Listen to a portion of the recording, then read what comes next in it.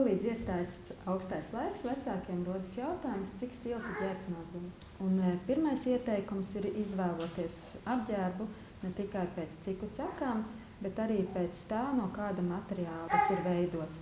Lai apģērbs būtu elpojošs, nevis sintētisks un nemīlīgs.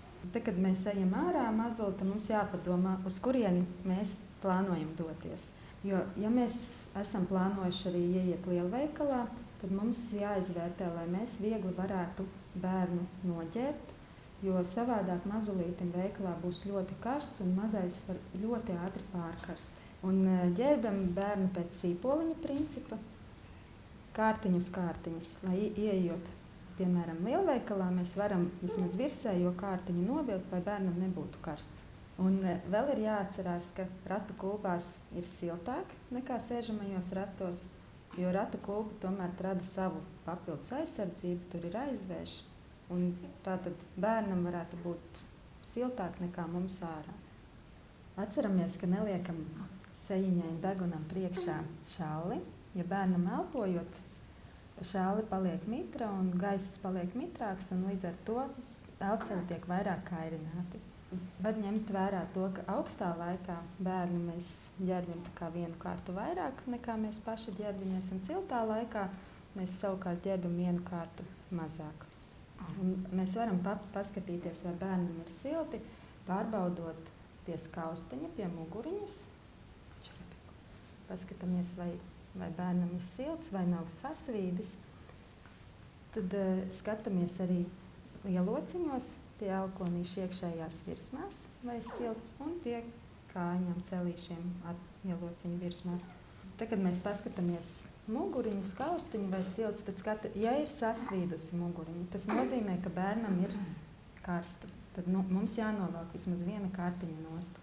Ja ir augsta muguriņa, tad bērnam ir bērs, tad uzvelkam kaut ko vairāk klāt. Un katrā ziņā neskatāmies uz rociņām, uz deguntiņiem, vai viņš nav augsts, jo deguns un rokas tās ir attālākas vietas no sirsniņas, un līdz ar to jārā ir vēsāks, lai ķermenis saglabātu savu siltumu. Rociņām mazāk tiek piegādātas asintiņas, un viņas būs vēsākas. Tas nenozīmē, ka pašam bērnam ir augsti. Tad vēl vecākiem ir bieži jautājumi par to, līdz cik lieliem mīnusiem viņi var iet bērniņu ārā pastaigāties.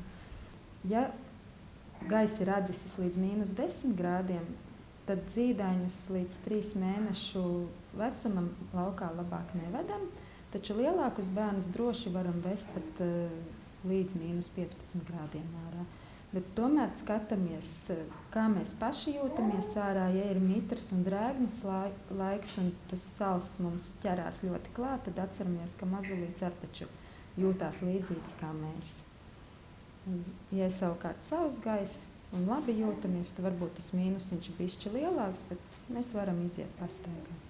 Ir augstās ziemas, kad ļoti ilgi pieturās liels sals, un tad kā kompromisa variantu sēdēt mājās vai iet ārā, mēs varam mazulīti saģērbt droši it kā uz iešanu ārā, atvērt istabā vaļā logu un likt mazulīti gulēt pie šī vaļējā loga.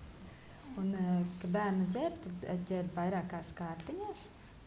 Apakšā mums ir mazais plānais bodī, un pa virsu uzvilkts garais siltais lācītis.